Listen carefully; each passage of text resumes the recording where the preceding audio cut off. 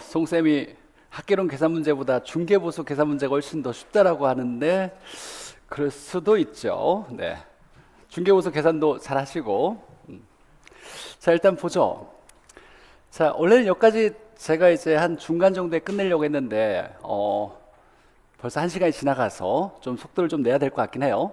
좀 늦어지면 한 3시간 정도 걸릴 수도 있겠다라는 예상이 되는데 알아서 이제 스케줄 잘 정리하셔서 무료 특강이니까 간만에 이렇게 무료 특강 라이브를 참여하시는 분이 많아요. 제가 라이브 하면서 이렇게 400명 넘게 있은 적이 없었는데 제가 너무 기쁜 마음에 열심히 하다 보니까 이렇게 된 것 같긴 한데, 자, 이어서 열심히 가보죠. 자, 유입인구수 계산 문제 100% 나온다고 생각하셔야 돼요. 100%예요. 100% 나온다고 하는 건 나올 확률이 진짜 높으니까 제가 그런 얘기 할 거니까 특히 100% 나온다는 문제는 꼭 연습하셔서 맞아야 되겠다 이렇게 생각하시고, 자, 허프무형이나 레일리의 소멸력 법칙에서 얼마 몇 명 데려오겠냐라는 문제 어렵지 않아요. 빠르게 할 수 있고, 자, 이 내용 계산 문제를 풀기 위해서 먼저 정리해야 될 내용이 뭐냐면, 첫 번째는 각 점포의 유인력을 계산한다. 첫 번째, 각 점포나 도시의 유인력을 계산한다. 유인력 계산한다.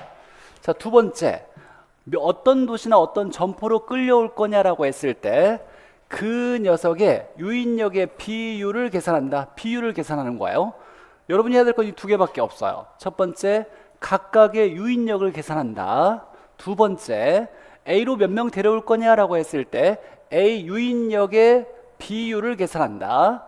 A 유인력의 비율이니까 아까 무슨 비율 나오면 앞에 있는 뭐가 분자로 가야 된다 그랬어요. 자, 그러면 A 유인력이 어디 가야 되냐면 이 비율을 계산할 때는 위에 가 있어야죠. 아래는 전체 중에 특정 값의 비율이 얼마냐, 그러니까 전체 유인력분의 A 유인력 비율을 구했어요. 이 비율에다가 이제 소비자 수만 곱하면 돼요. 만약에 200명이 있는데 이 중에 30%가 몇 명이야 이렇게 물어봤어요. 자, 200명 중에 30%몇 명? 여기에 몇 명 이렇게 나와야죠. 퍼센트명이 아니라 몇 명 나와야 돼요. 그러면 곱하면 되는데 이때 퍼센트가 없는 비율을 곱하는 거예요. 얼마? 0.3. 0.3을 곱하면 몇 명? 60명. 그러니까 비율을 계산했으니까 이 비율에다가 소비자 수만 곱하면 A로 끌려오는 소비자 수를 계산하는 거예요. 이걸 먼저 머릿속에 정리해놔야 돼요. 자, 허프무형이나 레일리의 소멸력 법칙에서 A 도시나 점포로 몇 명 데려올 거냐라고 했을 때 첫 번째, 각각의 유인력 계산한다. 각각의 유인력을 바탕으로 해서 그 점포나 도시의 유인력의 비율을 계산한다. 이때 A 유인력의 비율이니까 A 유인력이 위에 가야 되겠죠. 전체분의 A 유인력, 이 비율에다가 소비자 수만 곱하면 A로 끌려오는 소비자 수를 계산할 수 있는 거예요. 우리가 200명 중에 30%가 몇 명이야 그러면 곱하면 되는 거죠. 이때 퍼센트명이 아니라 몇 명이니까 퍼센트를 떨어져 준 비율을 곱하는 거예요. 그래서 200명 곱하기 0.3 하면 60명 이렇게 딱 나오겠네요. 해봅시다. 자, 보니까 자, 허프의 모형을 이용해서 마찰계수 2를 적용했을 때와 마찰계수 2를 적용했을 때 A로 끌려오는 사람 수의 차이가 몇 명이냐라고, 요즘 이제 이렇게 마찰계수를 다르게 집어넣어 가지고 두 번 푸는 계산 문제 유형이 나오고 있죠. 조금 어려운 거지 많이 어려운 게 아니에요. 기본 유형 그대로 하는데 시간만 더 걸린다, 조금 더 걸린다 뿐이고. 한번 봅시다. 자, 첫 번째 뭘 해야 되냐면 각각의 유인력 계산한다. 두 번째, 비율을 계산한다. 이 비율에다가 소비자 수만 곱하면 되는 거예요. 자, 그러면 허프의 모형에서 유인력을 먼저 우리가 공부했던 거 해석하면, 자, 유인력은 거리에 레일리는 제곱을 쓰지만 허프는 여기에 뭘 쓴다? 마찰계수를 써요. 거리의 마찰계수 승분의 크기 이렇게 돼야 돼요. 자, 레일리는 거리의 제곱을 쓰지만 허프일 때는 마찰계수라는 걸 쓴다라는 거예요. 자, 그러면 첫 번째 마찰계수 2를 대입했을 때 한번 풀어보죠. 자, 마찰계수 2를 대입했을 때 첫 번째, 각각의 유인력을 계산한다. 자, A의 유인력 먼저 계산하면, 자, 유인력은 거리의 1승분의 되겠네요. 마찰계수 2를 썼으니까.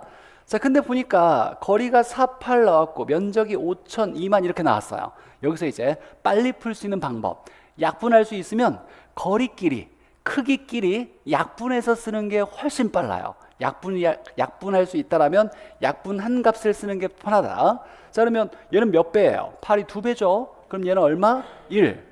얘는 2라고 쓰면 되겠네요. 2배 크니까. 여기에 공 3개만 떨어져도 괜찮아요. 정확하게 약분하지 않아도 돼요. 간단하게 약분만 하면 돼요. 간단하게.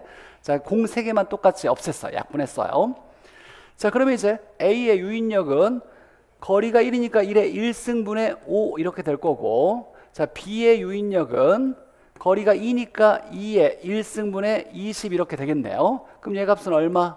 5. 얘 값은 얼마? 2분의 20이니까 10 이렇게 되겠죠. 첫 번째 각각의 유인력을 구했어.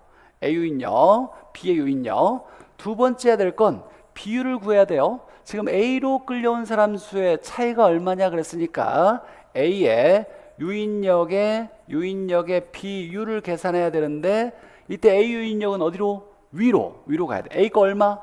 5. 아래는 전체를 쓰는 거예요. 전체는 얘와 얘를 더하는 값이겠지. 얼마? 15. 15분의 5가 비율이에요.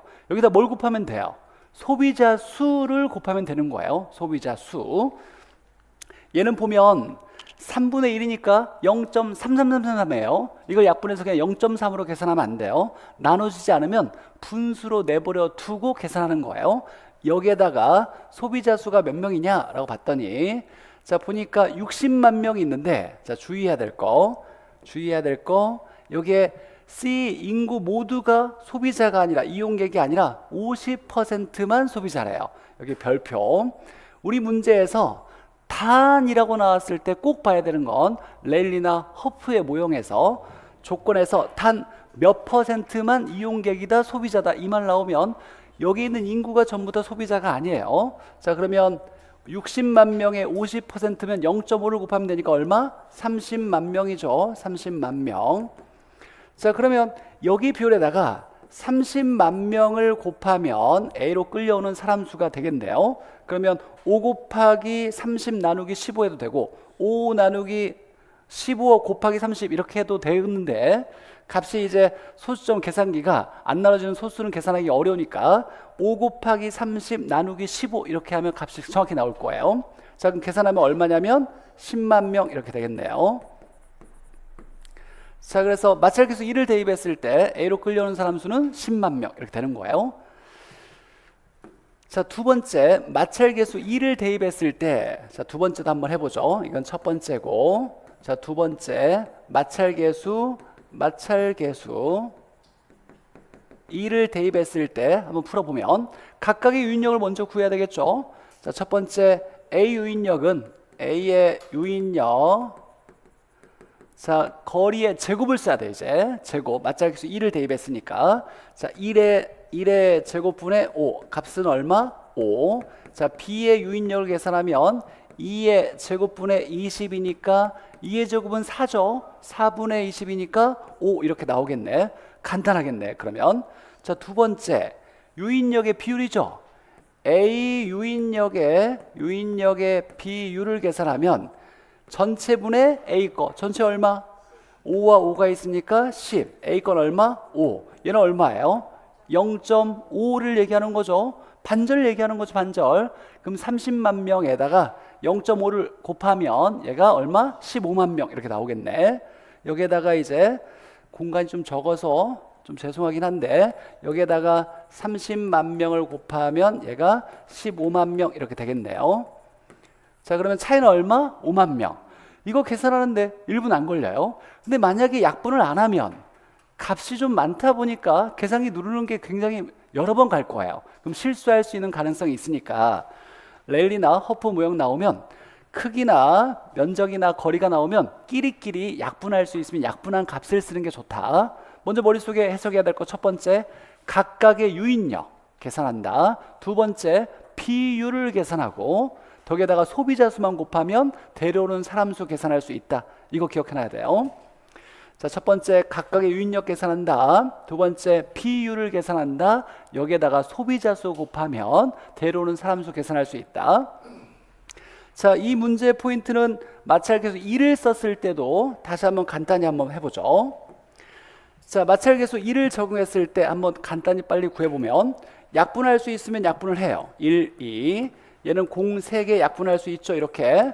이걸 약분해서 난 이렇게 약분하고 싶은데 얘가 4배죠. 그러면 얘를 1, 얘를 4 이렇게 놔도 괜찮아요. 1, 2 이렇게 놨을 때 첫 번째, 자, 마찰계수 1이라고 했을 때 마찰계수 1 놓으면 A의 유인력은 거리의 1승분의 크기니까 1의 1승분의 1 하면 1, B의 유인력은 2의 1승분의 4 하면 얼마? 2 이렇게 되겠네요. 그러면 유인력의 비율, A 유인력의 비율 나오면 얼마? 3분의 1. A 거 위에 전체 3. 여기에다가 몇 명?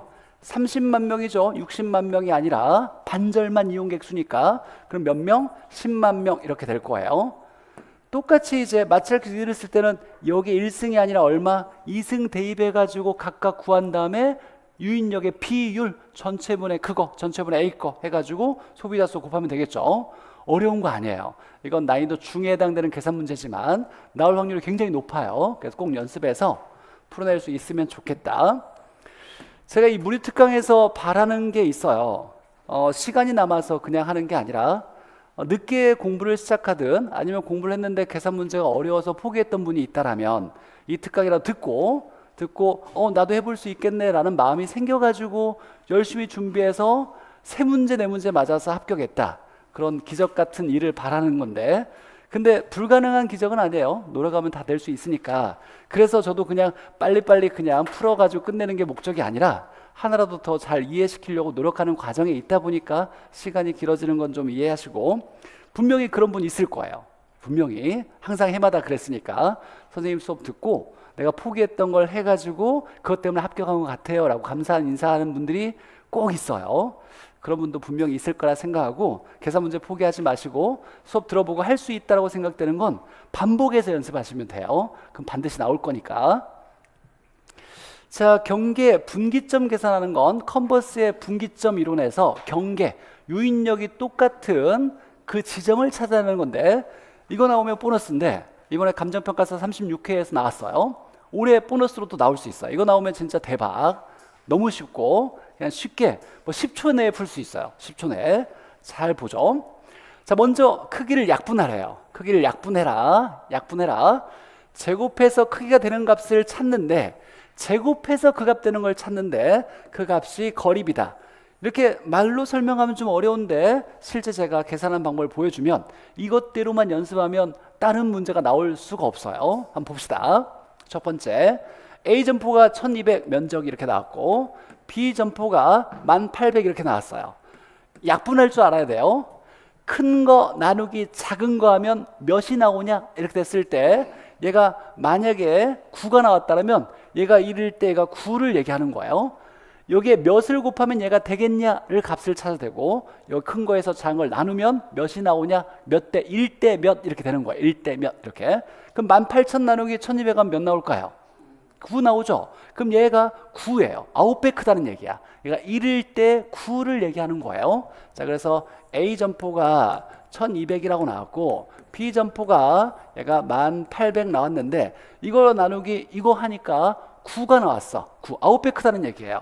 그럼 얘는 1이고 크기가 얘는 9라는 얘기죠. 9배 크다는 얘기야. 이게 첫 번째. 크기 약분해라. 아무리 어려운 값을 나오려도 약분이 되는 값을 주어줄 거예요. 그래서 자, 약분했다. 그럼 두 번째, 뭔가를 제곱해서 그 1이 되는 걸 찾고 뭔가를 제곱해서 9가 되는 걸 찾아요. 이건 뭐 간단하죠. 뭐 제곱하면 1, 1 제곱하면 1이 나올 거고 뭐 제곱하면 9, 3을 제곱하면 9가 나오겠죠. 1을 제곱하면 4고 3을 제곱하면 9예요. 자, 그러면 이 1, 3이 뭘 얘기하냐? 얘가 거리비를 얘기하는 거예요. 거리비. 이렇게 있을 때 유인력이 똑같은 거리비가 1대 3 지점에 경계가 있더라를 찾아낸 거예요. 끝이에요, 이게. 자, 그러면 얘가 전체가 실제 얼마 나왔냐라고 했을 때 자, 전체가 8km 나왔대요. 이 전체가 8인데 8km인데 자, A 점프와 B 점프 경계가 이 문제의 포인트는 B로부터 얼만큼 떨어져 있냐? 여기로부터 얼마큼 떨어져 있냐 이게 물어본 거예요. 자, 그러면 이 지점은 전체 얼마일 때 1, 3이니까 4죠. 4분의 3 지점이 얼마냐를 찾으라는 얘기예요. 4분의 3 지점. 8km에 4분의 3 지점이 얼마냐? 그러면 8km 곱하기 4분의 3 하면 얼마? 6km 나오겠네요. 그럼 여기서 여기까지는 6km고, 그럼 나머지는 얼마일까요? 2km이겠지. 전체가 8이니까. A로부터는 2 떨어져 있다, B로부터는 6 떨어져 있다, 이렇게 해석하는 거예요. 만약에 기본 문제 간단히 한번 봅시다. 이런 문제가 있다 보죠. 얘가 200이고 얘가 800이래요. 전체 거리가 16km 이렇게 나왔어요. 자, 그럴 때 경계가 어디에 있겠냐라고 했을 때 먼저 처음에 뭐 한다? 약분해라. 자, 그러면 얘 800 나누기 200 하면 4가 나오겠죠. 그럼 얘가 1이고 얘가 4, 4배 크다는 얘기예요. 뭘 제곱하면 1 제곱하면 1, 뭘 제곱하면 2를 제곱하면 4죠. 이때 경계까지의 거리비가 몇 대면 1대 2라는 얘기예요. 그럼 전체는 얼마? 3. 그러면 A로부터 얼마 떨어졌냐를 찾는 건 3분의 1 지점이 얼마냐를 묻는 거예요. 3분의 1 지점이 얼마냐? 전체 얼마일 때? 16km일 때. 자, 그러면 16km 곱하기 얼마? 3분의 1. 이렇게 해서 3분의 16km 떨어져 있다라고 찾아낼 수 있어야 돼요. 만약에 B로부터 얼마냐? 그러면 16km에 얼마? 3분의 2 지점이 얼마냐? 그러면 3분의 32km 떨어져 있다, 이렇게 해석할 수 있어야 돼요. 값이 안 떨어져도 상관없겠죠. 이렇게 분수로 값이 되겠지만, 자, 크기 약분한다. 뭘 제곱하면 그 값이 되겠냐를 찾는다. 이 값이 뭘 얘기한다? 거리 B를 얘기한다. 전체분의 그 지점이 얼마냐, 이거 찾는 거예요. 이거 연습하면 충분히 10초 내에 풀어낼 수 있을 거니까, 나오면 정말로 대박인 거예요. 누구나 다 맞을 수 있게 쉬운 문제를 냈으니까 포기하지 말고 꼭 준비했다가, 간단한 거니까. 잘생겼다는 얘기가 많은데, 그건 지금 중요한 얘기는 아닌 것 같고, 어쨌든 감사한데, 자, 이 문제 포인트는 A로부터 얼마가 아니에요. B로부터 얼마냐, 이거 주의하고. 풀었는데 이거 잠깐 A로부터 얼마인지 잘못 착각했다면 너무 억울할 거니까 A로부터 얼마냐, B로부터 얼마냐 꼭 확인해서 얘는 6km 이렇게 정하는 거고. 자, 투자론 넘어가서 자기자본 수익률. 지금 백선에 있는 건 모든 계산 문제 유형이 거의 들어가 있어요. 그래서 쉬운 내용은 아니에요. 근데 지금 다 공부를 했고 어느 정도 준비가 돼 있으니까 좀 욕심을 내서 전범위에 대한 계산 문제 유형을 하고 있는 건데, 자, 자기자본 수익률을 계산하는 거. 자, 순분이지 이렇게 외워놔야 돼요. 순분이지.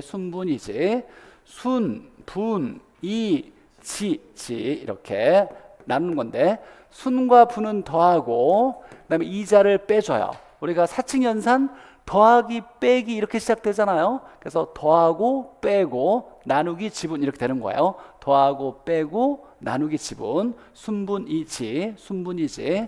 순에다가 분을 더하고 2를 빼고 뭘로 나눈다? 지분으로 나눈다. 순분이지. 이건 순소득이고 순영업소득, 순소득. 이 분자가 가치상승분 얘기하는 거예요. 가치상승분, 상승분. 이 자는 이자를 얘기하는 거고, 이것도 역시 진짜 보너스예요. 보너스. 무조건 준비해야 돼요. 자, 반절, 한 해 나왔다가 안 나오고 나오고 안 나오고 이런 경향을 가지고 있지만, 나올 확률 50%지만 계산 문제는 총 18가지 중에 거의 9문제, 10문제가 나와요. 그러니까 둘 중에 하나 나온다고 생각하시면서 좀 나올 확률이 높다라고 생각하시면 준비하셔야 돼요. 봅시다. 자, 요즘 문제는 남의 돈을 빌리지 않았을 때와 남의 돈을 빌렸을 때 이렇게 나왔어요. 자, 그러면 먼저 무조건 돈을 빌렸을 때 먼저 푸는 거예요. 돈을 빌렸을 때. 자, 60%를 돈을 빌렸대. 자, 그러면 여기에서 빌린 돈 얼마, 내 돈 얼마, 내 돈은 지분이라고 하고 빌린 돈은 대출액이라고도 하고 부채라고도 하고. 자, 이건 무조건 알아야죠. 빌린 돈을 대부액, 대출액, 융자액, 차입액, 부채 같은 말이에요. 대부액, 대출액, 융자액, 차입액, 부채 다 빌린 돈 얘기하는 거예요. 자, 그럼 빌린 돈이 부채라고 했을 때, 자, 10억 중에서 자, 60%를 빌렸으니까 얼마? 부채는 6억이고 나머지 4억은 내 돈이겠죠. 무조건 둘 다 쓰여져야 돼요. 하나만 썼다 그럼 틀린 거예요. 무조건 둘 다 쓸 거니까 이렇게 구분해 놓고, 무조건 돈을 얼마 빌렸다 그러면 빌린 돈 얼마, 내 돈 얼마 이렇게 정해 놓고 풀어봅시다. 자, 그러면 니은에서 자기자본 수익률 순분이지, 순에다가 분을 더하고 이자를 빼고 지분 투자액으로 나눠준다. 순분이지. 자, 이걸 떠올려 쓰면 해석해 보죠. 자, 순소득은 1억 나왔어요. 그럼 공 6개를 떼고 봤을 때 100, 공 6개, 100으로 볼 거예요. 자, 그러니까 지분 투자, 아니, 순소득은 100이고, 자, 여기 가격 상승률, 가치 상승분 얘기하는 건데, 자, 가격이 2% 올랐다는 거예요. 2%. 가격이 얼마? 10억이죠. 10억을 공 6대면 1억이면 100인데 10억이니까 1000 이렇게 쓰겠네요. 간단히 쓸 줄 알아야 돼. 1000원에 2%가 올랐대요. 그럼 올라간 만큼은 얼마? 몇 원 나와야지 퍼센트 원 나오면 안 되죠. 그럼 얘는 퍼센트일 때면 얼마예요? 0.02를 얘기하는 거예요. 자, 그러니까 1000원에 0.02만큼이 얼마야를 얘기할 때는 곱하면 되는 거예요. 1000원에 2%가 얼마야? 1000원에 0.02를 곱하면 돼요. 곱하면 얼마? 20. 2천만 원이지만 우리는 20으로 간단히 볼 거예요. 자, 그러면 수는 여기에 100이라고 쓸 거고, 가치상승분은 20 이렇게 쓸 거고, 지분 투자액은 얼마? 4억이니까 400이라고 볼 수 있겠네요. 간단히 400 쓸 거고, 이제 이자를 빼줘야 돼. 이자. 우리가 계산할 건, 자, 순과 얘는 이미 나왔고, 얘를 구할 때 가치상승분은 가치 곱하기 가치, 가격 곱하기 가격 상승률 곱하면 되는 거고, 자, 이자는 뭐의 이자율? 이자는 이자율만큼 내겠지. 뭐에? 빌린 돈의 이자율만큼에. 빌린 돈, 빌린 돈. 자, 이자율은 6%인데 얼마 빌린 거예요? 10억을 다 빌린 게 아니라 이 중에 얼마? 6억만 빌렸어요. 빌린 돈이 대출액 6억이에요. 6억의 6%가 얼마야?를 계산하는 거예요. 자, 그럼 이렇게 곱해야 되겠네. 6억이면 600, 6%면 0.06 되겠죠. 100으로 나눠야 되니까. 자, 곱하면 얼마? 36 이렇게 되겠네. 3,600만 원이지만 공조수 되면 36. 여기서 36을 빼주면 되겠네요. 자, 그럼 이렇게 계산하면 되겠죠. 120에다가 빼기 36이니까, 자, 120 빼기 36 나누기 400 이렇게 하면 0.21 이렇게 나오네요. 얘가 0.21, 21%죠. 자, 퍼센트 없으면 0.21, 퍼센트 있으면 100을 곱하니까 21% 이렇게 나올 거고. 자, 그러면 남의 돈을 빌리지 않았을 때를 해석하면 되겠네요. 자, 간단히 볼 수 있죠. 자, 남의 돈을 빌리지 않았을 때, 그럼 전체 내 돈 투자했다는 얘기죠. 10억을 내 돈 다 투자했다는 얘기야. 그럼 10억은 얼마? 1000 이렇게 쓸 거고, 수는 얼마? 100 이렇게 쓸 거고, 가치상승은 얼마? 20. 이자는 얼마? 0이겠죠. 돈을 안 빌렸으니까. 이거 계산하면 얼마냐면 0.12 이렇게 나오겠네. 그럼 몇 프로? 12% 이렇게 되겠죠. 그래서 돈을 안 빌리면 12%, 돈을 빌리면 21% 이렇게 되겠네요. 자기 자본순이 올라갔죠. 이런 걸 정의 레버리지가 발생했다라고 얘기하는 거죠. 자, 그리고 지금 막 이렇게 여기 강의에 적는 분들이 있는데, 적는 거 중요하지 않아요. 많이 적으려고 하지 말고 영상 그대로 줄 거니까 하나를 알더라도 내가 정확히 이런 거구나라고 알아듣고 연습은 집에서 해야 돼요. 옮겨 적는 건 사실 큰 의미가 없어요. 뭐라고 탓하는 게 아니에요. 좋은 방법을 제시하는 거니까 가능한 좀 따라서 해보면 도움이 될 거예요. 그래서 수업을 듣고 왜 이렇게 했을까를 좀 더 고민해서 기억해 놨다가 집에서 다시 풀어보시고 안 되는 건 다시 영상을 보시면서 해석해 봐야 돼요. 지금 시간에 옮겨 적는 걸로 이 중요한 시간을 버리면 안 되고, 영상 보는 분도 마찬가지예요. 지금은 가능한 이 수업하는 내용에 집중하셔서 머릿속으로 이해하고 암기하려고 노력하시고 다시 풀어보시는 거예요. 집에서 다시. 자, 그래서 12, 21% 이렇게 해서 정의 레버리지 효과가 나타났다를 확인할 수 있는 계산 문제였어요. 자, 문제 다시 한번 풀어볼 때 먼저 돈을 빌렸다 안 빌렸다 나왔을 때, 자, 빌렸을 때 먼저 이걸 먼저 해석하는데, 이거 먼저 꼭 빌린 돈 얼마, 내 돈 얼마 체크해 놓고 둘 다 써야 된다. 이때 빌린 돈이 6억, 내 돈은 4억 이렇게 됐을 때 순분이지,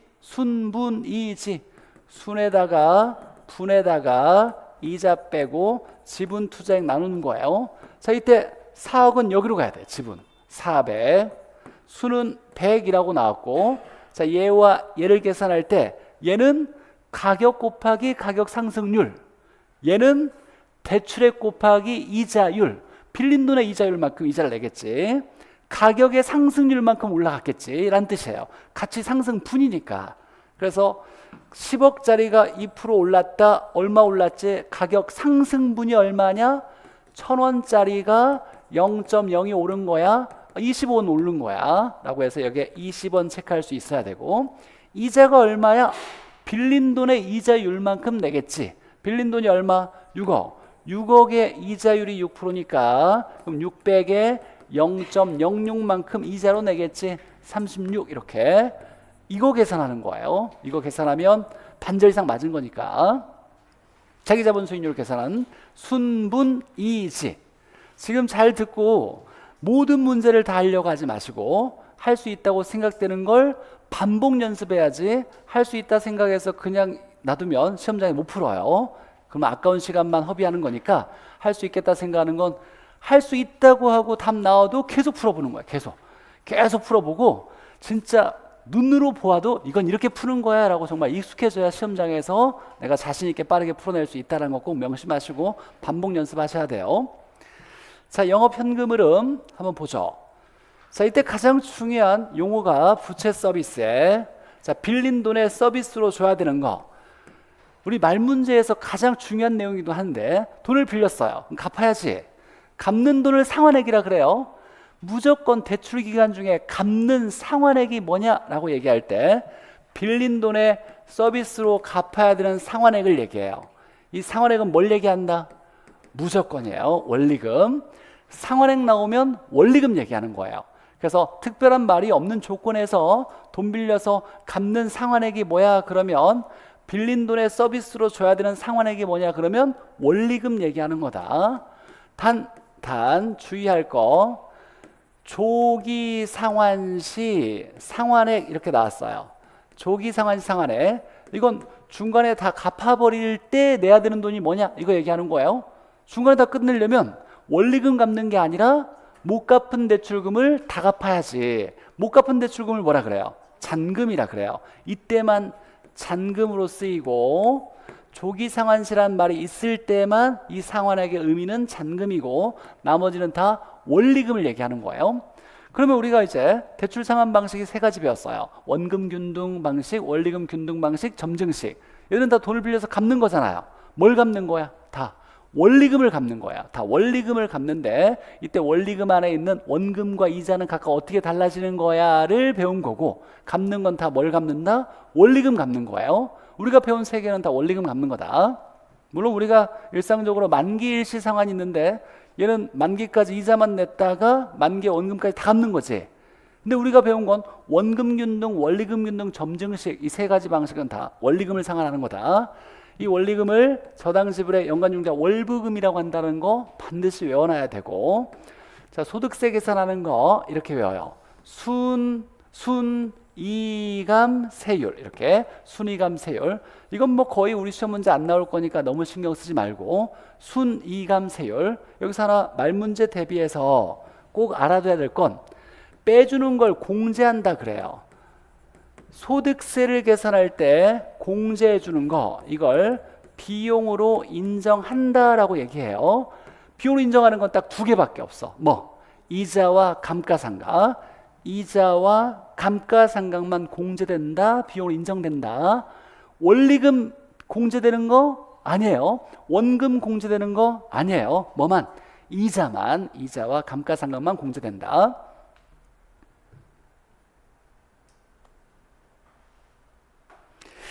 자, 그럼 한번 풀어봅시다. 자, 이 문제는 연습을 많이 해야 돼요. 내가 이걸 빠르게 풀 자신이 없다 그러면 쳐다보지도 말고 그냥 스킵하고 내가 암기했던 게 충분하고 잘 외웠어. 현금 흐름을 가유, 순전후, 가공기, 유비, 순부채, 전세후를 다 외웠다. 완벽하게 외운 사람과 연습이 동시에 된 사람만 푸는 거지. 무조건 한번 해볼까라고 하는 계산 문제는 아니에요.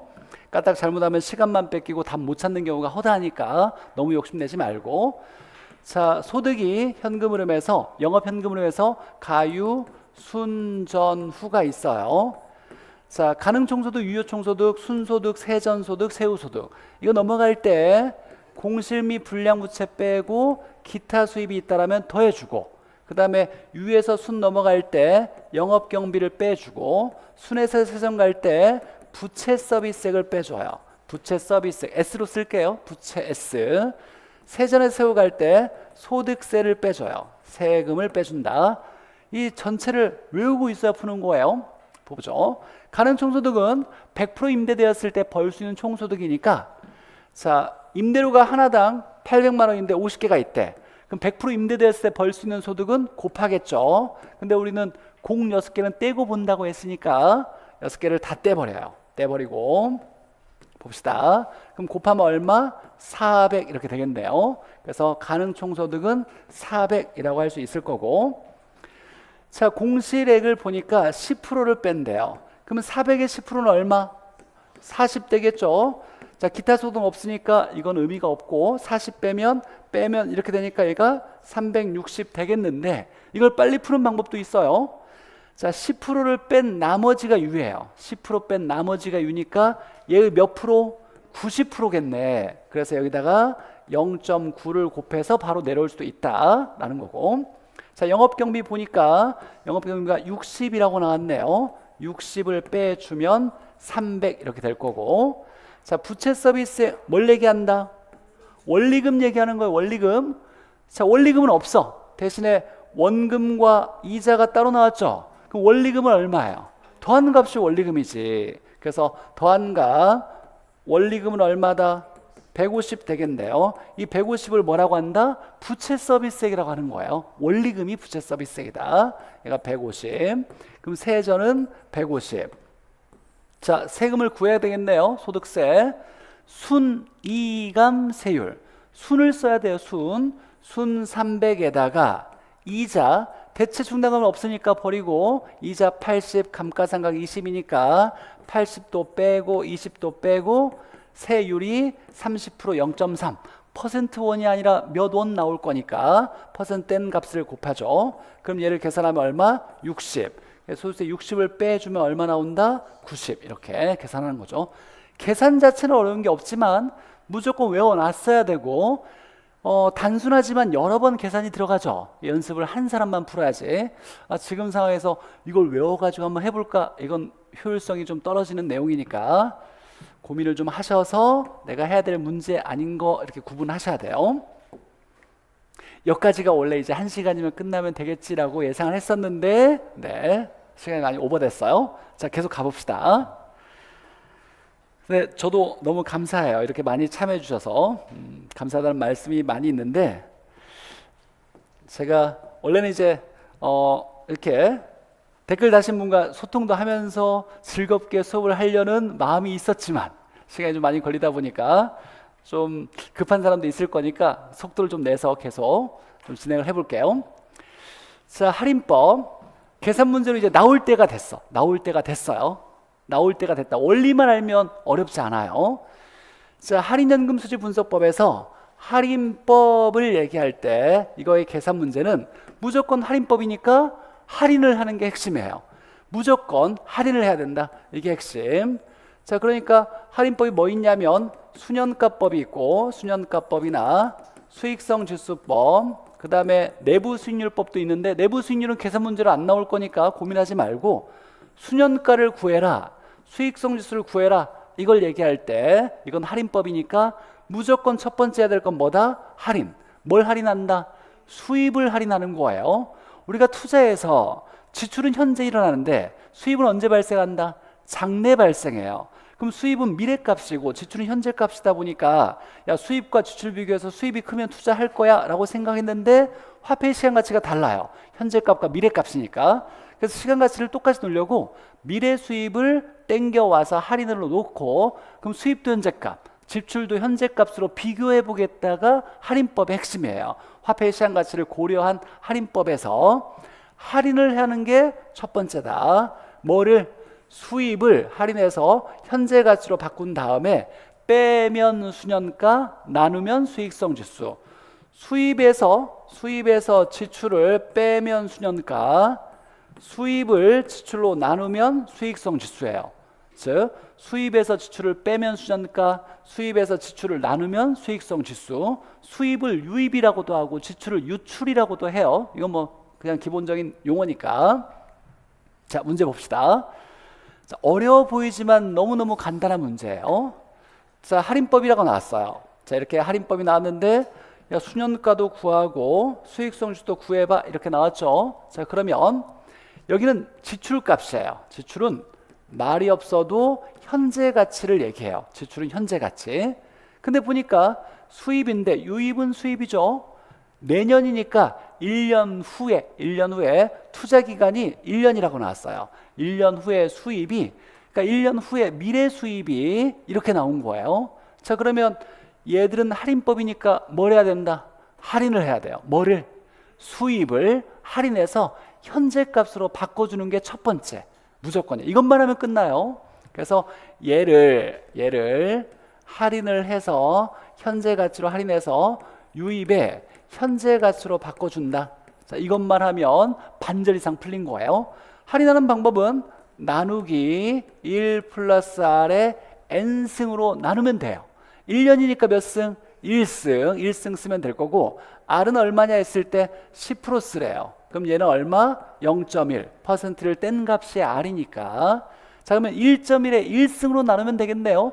이 값들을 다 나누기 1.1에 1승, 1.1 한 번만 나누면 되는 거예요. 그럼 빠르게 한번 구해보는 거죠. 자, 이걸 1.1로 다 나누면 5,940원 나누면 5,400 이렇게 나왔고, 4,950은 4,500 이렇게 나왔고, 얘는 3,250 나왔고, 얘는 2,200 이렇게 나왔어요. 자, 그러면 이제 이 수입을 할인해서 수입 현재 가치로 바꿨죠. 할인법이니까 수입을 할인해서 수입의 현재 값으로 바꿔놔야 돼요. 자, 그 다음에 해야 될 건, 이제 얘는 볼 필요가 없어요. 헷갈릴 거니까 X표 쳐놓고 여기에서 이걸 빼주면 수년가, 나눠주면 뭐다? 수익성 지수. 이건 뭐 암산이죠. 빼면 수년가, 나누면 수익성 지수예요. 얘는 보면 안 되는 거니까 헷갈리니까 X표 쳐놓고 현재 가치로만 보는 거예요. 현재 가치로. 자, 빼면 수년가, 나누면 수익성 지수. 그러면 수년가를 한번 계산해 보면 빼면 얼마? 400. 빼면 500. 빼면 250. 빼면 200. 이렇게 되겠네요. 자, 수년가는 그냥 바로 암산하는 거죠. 그럼 문제에서 수년가 먼저 풀어보는 거죠. 자, B의 수년가는 C의 수년가의 2배이다. B는 C의 2배? 맞네. 수년가가 가장 큰 투자는 B다. 맞네. 자, 수년제 가치가 가장 작은 투자는 D다. 맞네. 자, 그러면 세 개는 맞았어요. 자, 그러면 이제 2번과 5번이 답인데 2번 한번 보죠. A의 수익성 지수가 1.08이 맞냐? 그러면 나눠야지. 5,400 나누기 5,000 이렇게 해봐야죠. 5,400 나누기 5,000 하면 얼마? 1.08. 맞네. 그럼 5번은 해야 돼요, 안 해야 돼요? 안 해야 돼. 내가 한 거에 문제가 없으면 다 나온 것들을 바탕으로 해서 맞네. 이것도 맞네. 얘는 5,400 나누기 5,000 이렇게 하면 1.08 나오니까 맞네. 그럼 얘가 답이겠지? 넘어가고 나중에 시간 남았을 때 시간이 남았네. 그러면 한번 해봐야 되는 거죠. 이건 특별히 중요한 게 아니니까 해석하지 말고 나머지 해석하는 게 기본이에요. 그리고 계산 문제에서 내가 전에 봤던 유형이 아니라 조금 응용됐거나 새로운 게 나왔어요. 한번 해볼까라고 도전의식을 발동하면 절대 안 돼. 계산 문제는 뭔가 응용했다 그러면 출제자는 떨어뜨리려고, 합격시키지 못하게 하려고 낸 문제니까 틀려도 괜찮아요. 합격과 관련 없는 문제라고 생각할 수도 괜찮아요. 연습해보니까 했었어? 좀 응용해도 내가 해볼 수 있겠지라고 내가 머리를 써가지고 해보려고 하면 안 돼요.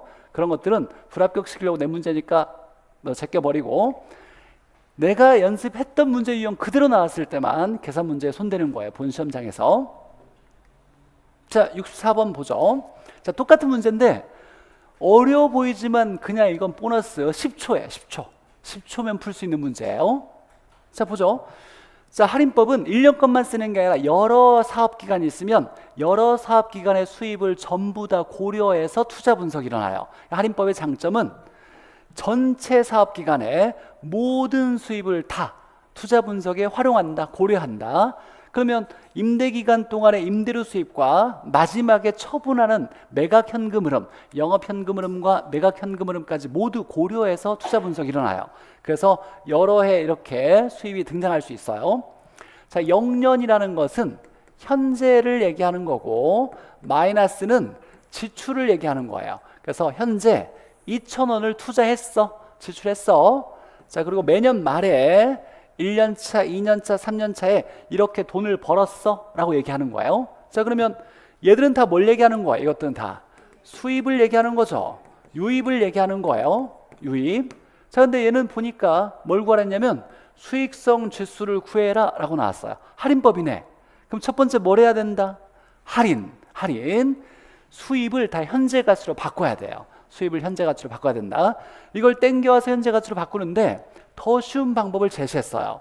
나누기 1 플러스 R의 n승을 각각 하지 않아도 구할 수 있는 방법이 있는데, 3년 연금 현재 가치 계수가 2.3이라고 나왔고 3년 일시불 현재 가치 계수가 0.8이 나왔어요. 이 말을 해석하면 돼요. 이건 화폐 시장 가치에서 배웠던 내용인데 잠깐 좀 해석하면 이런 내용이에요. 3년 연금을 현재 가치로 바꾸는데 얼마를 곱해라? 2.3을 곱하면 돼 라고 얘기하는 거예요. 자, 얘는 뭐냐면 3년 후에 일시불을 현재 가치로 바꾸는데 0.8을 곱하면 돼 라고 얘기한 거예요. 그러니까 그냥 곱하기만 하면 쉽게 현재 가치 구할 수 있다라고 얘기하는 거예요. 3년 연금을 현재 가치로 바꾸는데 2.3 곱하면 돼.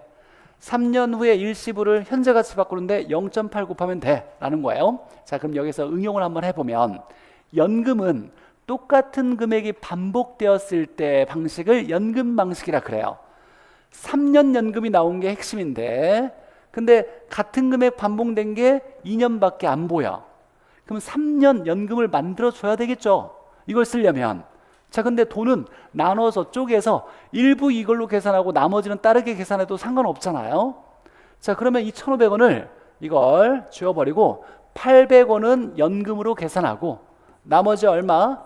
700원은 따로 일시불로 계산해야 되겠다라고 나눠놓는 게 첫 번째 작업이에요. 왜냐면 여기 3년 연금을 줬으니까 똑같은 금액이 3번 있어야 돼. 이거 한번 확인하는 게, 이거 하나 생각하는 게 이 문제의 포인트예요. 자, 그러면 이 800원 3번을 현재 가치로 모두 바꾸는데 얼마 곱하면 된다?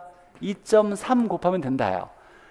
800원 하나에 2.3 곱하면 이 800원 3개를 한 번에 현재 가치로 바꾸는 걸로 계산할 수 있어 라고 얘기하는 거예요. 그럼 800 곱하기 2.3 하면 1840 이렇게 나오네요. 1840.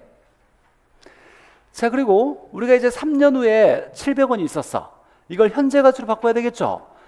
3년 후에 일시불을 현재 가치로 바꾸는데 얼마 곱해라? 0.8을 곱해라. 여기에 0.8을 곱하면 7, 8에 56이니까 560 이렇게 되겠네요. 560. 자, 그래서 결론은, 자, 얘와 얘가 현재 가치예요.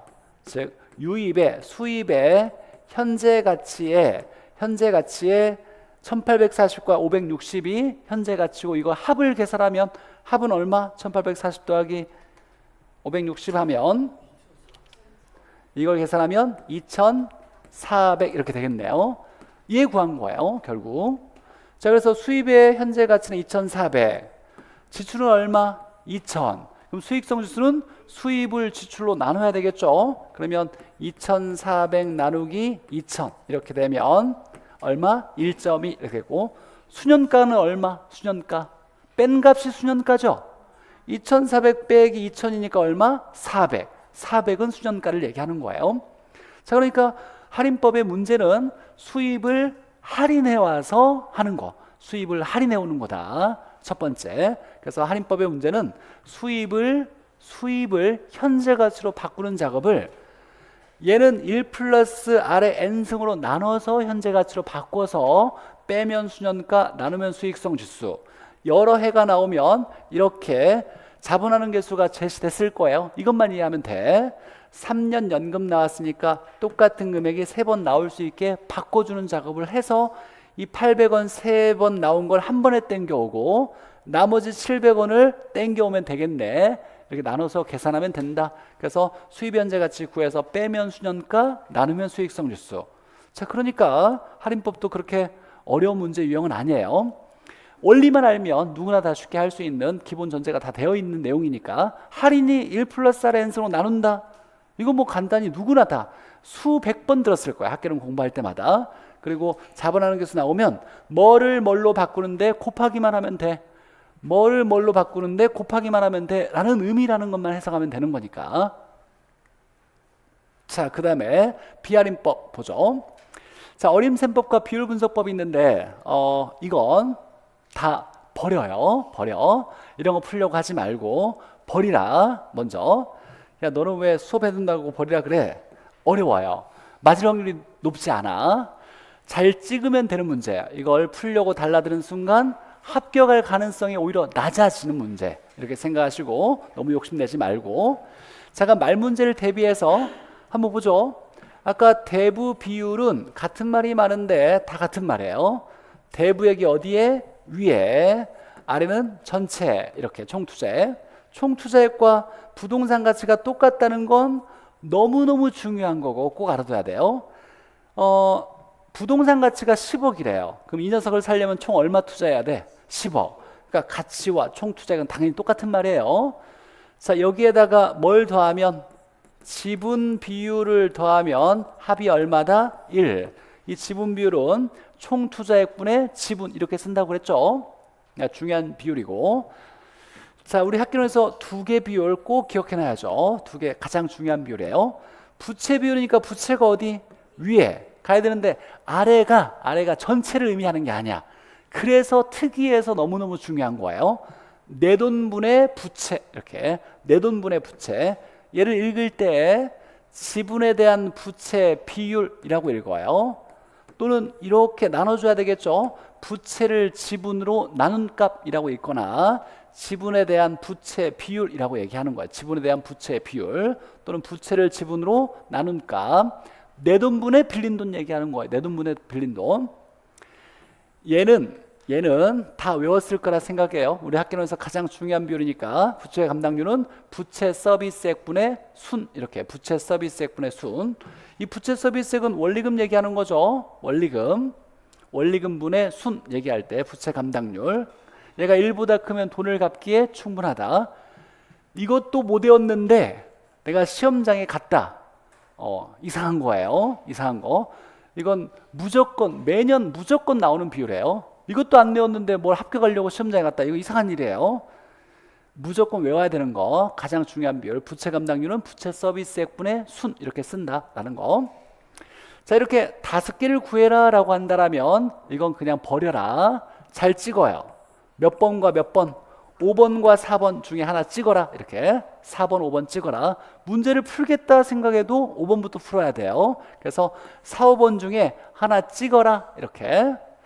자, 이거 해석하는데 사실 여러 가지가 있겠지만 공부한 사람들을 위해서 잠깐 제가 잠깐 좀 소개를 하자면 자본활원율은 어림셈법에서 암기 코드가 순자, 전지가 있어요. 즉 자본이라는 말 나오면 순 관련된 거고 그 다음에 여기에 지분이란 말 나오면 세전과 관련된 거예요. 자본 나오면 순 관련된 거고 지분 나오면 세전 관련된 거다. 순자, 전지가 있어요. 어림셈법에서 쓰는 얘기예요. 어림셈법에서 용어를 정리할 때 자본 나오면 순, 지분 나오면 세전 이렇게. 그러니까 지분 배당률, 지분 환원율은 세전 수익률을 얘기하고 자본 환원율은 순소득 수익률을 얘기하는 거예요. 자, 그래서 얘가 의미하는 게 뭐냐? 자본이니까 얘는 순소득 수익률을 얘기한다. 이때 얘와 얘는 무슨 관계? 같은 소득인데 승수고 수익률을 얘기하는 거예요. 수익률을 환원율이라고 하니까 역수관계예요. 역수관계. 어림셈법에서 수익률과 승수는 역수관계니까 곱하면 얼마? 1 돼야 돼요. 10의 역수는 얼마? 10분의 1. 1분의 12, 1분의 10이 10이니까 뒤집으면 10분의 1, 0.1이죠. 역수가 안 맞네. 그럼 둘 중에 하나가 답이란 얘기예요. 둘 중에 하나가 답이다. 그래서 한번 풀어봅시다. 잠깐 답만. 자, 문제 포인트가 출제자가 이렇게 준 이유가 있어요. 자, 여기서 얘는 순과 관련돼 있는 건데 순이 제시가 안 됐어. 그러면 순을 먼저 구할 수 있느냐 먼저 출제자가 물어본 거예요. 그래서 현금, 영업현금에서 가장 중요한 식이 순에다가 부채 서비스액을 빼면 세전 된다라는 거. 이게 가장 중요한 식이죠. 순부채전이라고 외웠던 거예요. 순부채전. 자, 그러면 세전은 3천만 원이니까 30, 부채성 2천만 원이니까 20. 자, 세전이 30이고 얘가 20이래. 그럼 수는 얼마다? 50 되겠네. 50. 그래서 이걸 통해서 수는 50 이하를 먼저 알 수 있어야만 야, 답을 찾을 수 있는 기본 권리가 있어 라고 얘기하는 문제인 거예요. 이것도 모르는데 뭘 해보려고 하면 무조건 떨어지는 문제예요. 자, 그래서 여기에 순과 관련된 게 있는데 순은 제시가 안 됐어. 대신에 세전과 부채 서비스를 줬으니까 이걸 통해서 순이 50인 걸 알아야만, 알고서 비율이나 승수를 알아야만 풀 수 있는 문제다라고 얘기하는 거예요. 그러면 순소득 수익률은 수는 얼마? 50. 여기에 총 투자액 써야 되는 거죠. 총 투자액. 총 투자액 얼마? 5억이 총 투자액이죠. 500 이렇게 되면 얘는 얼마다? 0.1 이렇게 나와야 된다는 얘기였어요. 얘가 역수관계도 틀려서 둘 중에 하나가 답인데 얘가 0.1이고 얘가 10이 돼야 옳은 답이 되는 거죠. 그래서 4번이 틀렸다. 자, 너무 욕심내면 안 되고 잘 찍어야 되는 문제. 합격하려면 잘 찍고 그냥 가볍게 넘어가야 돼요. 이거 풀려고 달라들면 4번에 찍어야 되는 게 꼭 정답은 아닐 수 있어요. 5번일 수도 있어. 꼭 4번이라고만 생각하지 말고. 정말 모르겠으면 5번, 4번 중에. 근데 예를 들면 이 정도는 생각할 수 있어요. 앞에 문제가 답이 5번이 나왔어. 가까운 문제. 또는 뒤에 문제가 5번이 나왔어. 그럼 몇 번 찍어야 돼요? 4번을 찍고 앞뒤에 뭔가 4번이 답이 확실한 게 있어. 그럼 가능한 5번을 찍어야지. 이 정도 해석할 수 있어야 되지. 자, 한 문제만 하고 잠깐 쉴 건데 구독자 수가 줄어들고 있지 않아요. 잘하고 있다는 얘기야. 일단 한 문제 보죠. 자, 이건 너무 간단한 문제인데 최근에 나온 적이 있는 문제여서 바로 한 번 나오고 사라지지 않고 2번, 3번 나오고 사라지는 경향이 있어요. 우리 시험 문제 한 번 나왔어. 최초로 다시 한번 등장해야 되는데 이 등장이 올해 등장할지 내년에 등장할지는 저도 잘 모르겠지만 등장할 가능성이 분명히 있는 문제예요. 근데 간단해. 자, 우리가 잔금 비율이라고 해보죠. 잔금 비율.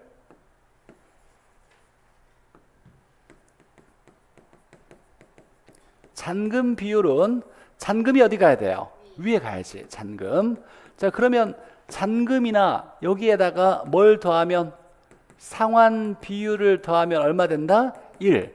야, 이거나 이건 언제 나오는 거야? 돈 빌렸을 때 대출액분의 상환액 하면 상환 비율, 대출액분의 잔금하면 이건 잔금 비율 이렇게 얘기한다 그랬어요. 아까 했던 정리니까. 자, 얘를 쓰는 건데 자, 잔금 비율은 대출액분의 잔금이에요. 그럼 잔금을 계산하려면 얘와 얘를 곱할 수 있죠? 맞아요? 2는 5분의 네모래. 네모가 얼마? 곱하면 얼마? 10이면 5분의 10은 2가 되겠죠? 이 값을 구하는 건 여기와 이걸 곱하는 거예요. 곱하면 구할 수 있다. 그럼 결국 이제 잔금은 대출액 곱하기 잔금 비율이다 라는 거예요.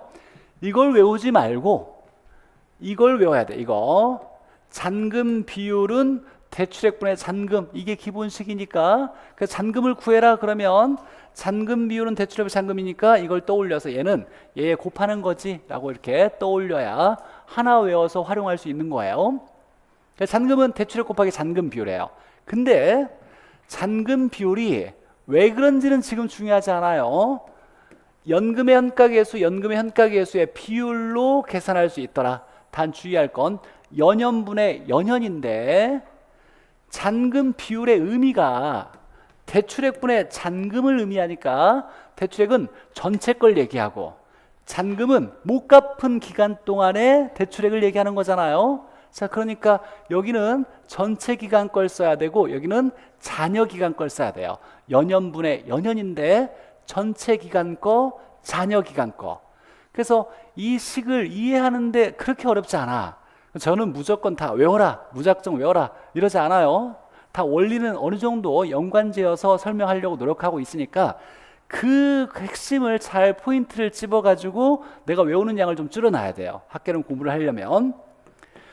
자, 잔금 비율은 잔금이 위에 전체 대출액분의 잔금이다. 그럼 잔금을 구하려면 곱하면 되겠지. 곱하면 되는데 잔금 비율은 연년분의 연년, 연년분의 연년을 쓰는데 아래는 대출액의 의미니까 전체 거, 위에는 잔여 기간 거 이렇게 쓰면 된다를 얘기하는 거예요. 자, 그러면 이제 이런 문제인데 뭔가 복잡하게 나왔어. 그러나 이 문제를 보니까 3억 대출을 받았다. 5년이 지났을 때 잔액이 얼마냐? 이건 잔금 얘기하는 거예요. 잔금. 자, 근데 문제를 보니까 뭐 연년이 나왔고 뭐 연년이 나왔고 이렇게 나왔어요. 아, 그럼 이제 떠올려야 돼. 떠올려야 된다. 잔금, 잔금 비율은 대출액분의 잔금. 잔금은 대출액 곱하기 잔금 비율 이렇게 되는 거죠. 그래서 대출액에다가 곱하기 잔금 비율을 곱하면 된다라는 거예요. 자, 이거 떠올렸으면 반절 푼 거예요. 나머지 계산기만 누르면 돼. 자, 그러면 대출액이 얼마? 3억. 여기에다가 자, 잔금 비율은 연년분의 연년을 쓸 수 있죠. 근데 아래는 전체 거, 위에는 잔여 기간 거. 근데 보니까 총 30년이래요. 그럼 전체는 30년. 위에 잔여 기간 얼마? 25년 써야지. 5년 지났을 때니까 잔여가 25년. 그럼 우리가 써야 될 건 30년짜리 하나, 25년짜리를 써야 돼요. 자, 25년짜리는 나왔어. 연년이. 근데 30년짜리는 저당상수가 나왔네. 그럼 얘를 30년 연금의 현가계수 연년으로 바꿔줘야 되겠죠. 근데 이때 연금의 현가계수와 저당상수는 무슨 관계? 역수관계. 우리가 암기할 때 현저한 역수 이렇게 외웠어요. 현저한 역수. 제 암기 코드에. 그럼 얘는 얼마예요? 얘는 1분의 0.005니까 뒤집으면 얘는 0.005분의 1 이렇게 쓰면 되는 거예요. 이거 뭐 계산 나중에 할 거니까. 자, 이렇게 30년짜리 연년 썼어요. 자, 그러면 잔금 비율은 30년 연년분의 25년 연년을 쓰면 된다라는 거였죠. 자, 근데 30년 건 0.005분의 1, 25년은 얼마? 170. 근데 분수가 하나, 분수 안에 분수가 또 있으니까 우리 번분수 형태로 만들어줘야 돼요. 분수 두 개 있는 형태. 170은 몇 분의 몇? 1분의 170 얘기하지. 그럼 얘가 1분의 170. 이거 계산 어떻게 한다? 맨 위와 아래를 뭐 한다? 곱하고. 얘는 다 뭐 한다? 나눈다. 그럼 1은 나눌 필요 없으니까 계산기에 300 곱하기 170 곱하기 0.005 하면 되겠네. 이게 답이네. 1은 나눌 필요 없으니까. 이 끝이에요. 그러니까 원리만 알면 이런 계산 문제 나왔을 때, 자, 다시 한번 떠올려 봅시다.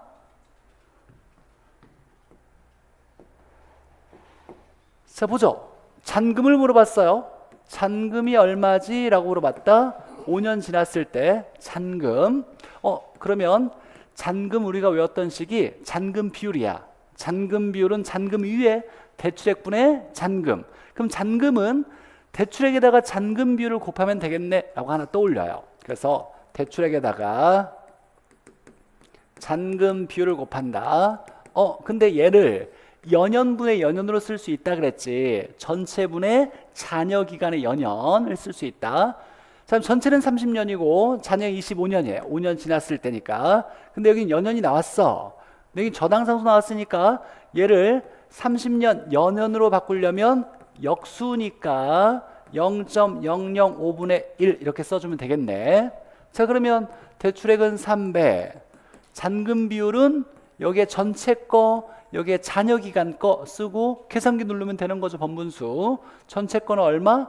0.005분의 1, 얘는 1분의 170. 이거 계산하면 되는 거예요. 그러면 이건 5년 후에 잔금 이렇게 나오겠죠. 계산은 어렵지 않은데 머릿속에 이걸 떠올릴 수 있어야 돼요. 이걸 생각해 내려면 이 잔금 비율을 머릿속에 식을 떠올리고 있어야 돼. 잔금 비율은 대출액분의 잔금. 잔금은 대출액 곱하기 잔금 비율. 잔금 비율은 연연을 이용할 수 있는데 전체분의 잔여기간의 연연을 쓸 수 있다. 그래서 이 식 하나 기억해 놓으면 나올 가능성이 있어요. 올해 나오든 내년에 나오든 언제 나올 건데 그건 언제 나올지는 저도 확신할 수 없지만 기억해 놓고 뭐 많이 어려운 거 아니니까 연습해 놔야 돼요. 계산 문제 이게 뭐 어떤 게 나올 거다라고 확신한다면 제가 이 자리에 있을 필요가 없어요. 여러분도 1년 내내 고생할 필요가 없어요. 100% 나온다라는 건 사실 매년 나왔던 것만 제가 확신해서 그렇게 얘기할 수 있지, 이렇게 이런 문제는 무조건 나온다라고 할 수는 없지만 나오면 풀 수 있게 준비하는 거, 이게 이제 수험 생활이죠. 그래서 좀 어렵긴 하겠지만 열심히 노력하시길 바라고. 답은 얼마? 계산 255 이렇게 나왔대요.